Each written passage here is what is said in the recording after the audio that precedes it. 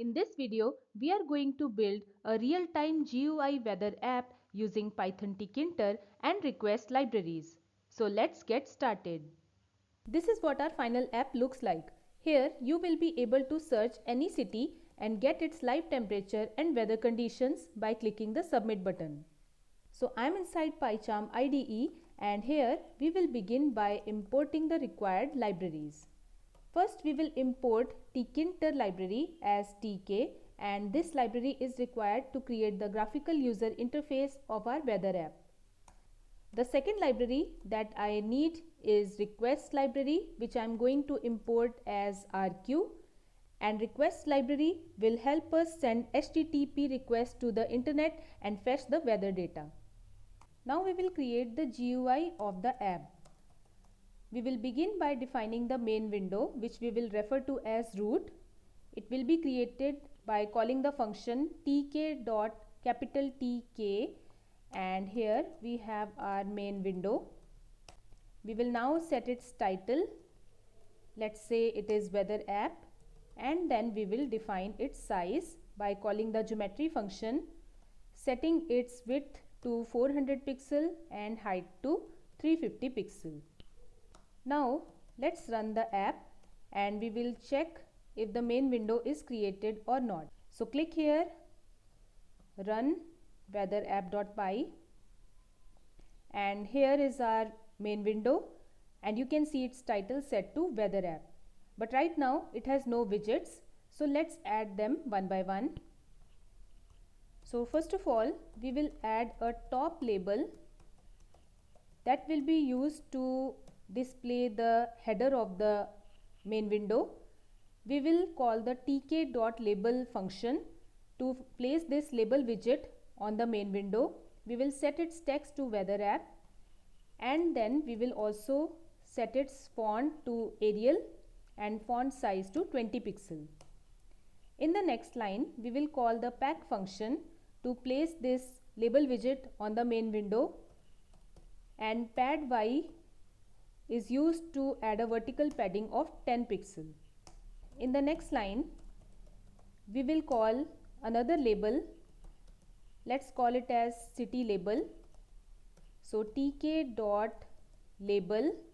Once again, we are going to place this label on the main window below this top label, and then we will set its text to enter the city name and set its font to Arial, but this time font size will be equal to 15 pixel. And once again we will call the pack function with a vertical padding of 10 pixel. In the next line, we will define an entry box. Let's call it as city entry, and we will call the entry function here tk.entry. It will only be used to input the city name by the user, and then again you have to call the pack function. Next we will add a submit button. So we will call this button as submit_btn, call tk.button function to place this button on the main window. Its text is submit, and then we will add its font. Once again call the pack function, and lastly, to display the temperature details and weather conditions at runtime, we will add an output label below the submit button. And we don't want to add any text here because initially this label will be empty. In the next line, call the pack function again. The GUI is now ready, so run the app. And here you can see we have got the main window, which is the root window. Then there is a top label, city entry box, then submit button. There is also an output label which you cannot see right now. If I type something in the entry box and click the submit button, nothing happens because right now we have not defined its functionality. So now in the next step we are going to add the main functionality to our program. Now I am back at the top, and here we will define a variable called base_URL, and this is the link of the weather API from where we will fetch our weather data. In the next step, we will define an API key. So we will create a variable called API key You can think of this API key as a password that lets our program access weather data from this server, that is the Weather API link. So, in order to get the API key, we will go to this website, OpenWeather Map. Click here, then click on Login. If you don't have an account, then create an account by entering your username, email and password and clicking these two check boxes. Since I already have my account, so I am going to add my email address and password to login. So as you can see, I have signed in successfully. Now in order to fetch my API key, I will click on my API keys, and then from here I can copy the API key and paste it inside my code. Next we will define a function to get weather data. Let's call this function as getWeather. Now this function will run whenever the user clicks the submit button.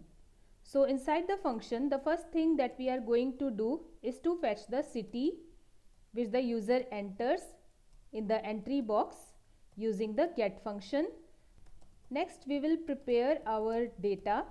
So we will define here a dictionary called params, and here we will create 3 key value pairs. As you can see, the first key value pair is for Q and city, that is for the city name.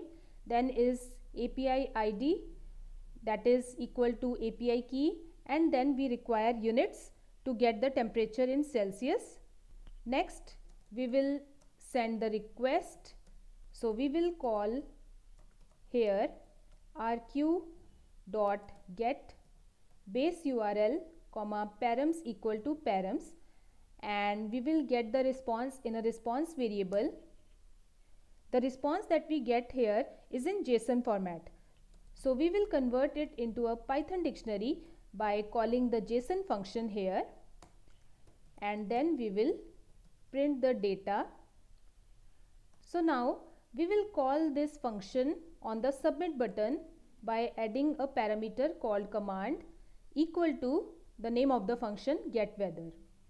Once again we will run the app and let's see what happens here. I enter a city name as London and submit. So you can see here we have got this dictionary. So here first of all we get the city coordinates in the form of a sub dictionary. So here we have longitude and latitude. Then weather details are in the form of a list, and inside this list also we have a dictionary. So dictionary contains ID, main is clouds, then we have description, broken clouds. So we require this description first of all inside this weather key, and then we have temperature inside the main key and what it feels like in reality, then minimum temperature, maximum temperature. Lastly we can see the name of the city is London and COD equal to 200 means our request was successful. So 200 indicates success. We will go back into the getWeather function. We will put this print statement inside comment. We only needed it to understand how this data is displayed and what data are we fetching from the API. In the next line we will call data COD. COD, as I told you, is equal to the status code, and if it is successful then we will get the temperature detail as data. Then we will call the main key, and inside the main key we have temperature key. Then we have another variable called weather description, and here you can see it is automatically completed. So we call this data variable. Inside this the weather key, then at index 0 we have description. So you can get these things from the output displayed in the console. You can check from there how we are getting these details. And lastly we have this output label inside our GUI over here, we are going to configure it with the weather and temperature details. So I'm going to type here output label.config, and now I'm going to add here an f string to display the temperature, temp. So you can get the degree symbol from Google Chrome, and here we paste it, degree C, and then we will add a line break, and then we will display the weather descriptions. So I'm going to, okay, so in the next line we have weather description. Lastly, if the status code is 400 or something else, so in case our request fails, then we will get this message on the output label. So let's run the program once again, and this time if I add here New York and submit, so I get this temperature. This is the current temperature and here is the description. Let's try some other city, New Delhi, submit. This is the temperature and here is the description. So if you add a city name which does not exist, then you will get city not found in the output label. Well everyone, that's it for this video. Today we learned how to build a simple GUI weather app using request library and API. If you found this video helpful, then please give it a thumbs up and subscribe to my channel Programming Horizons for more videos like this.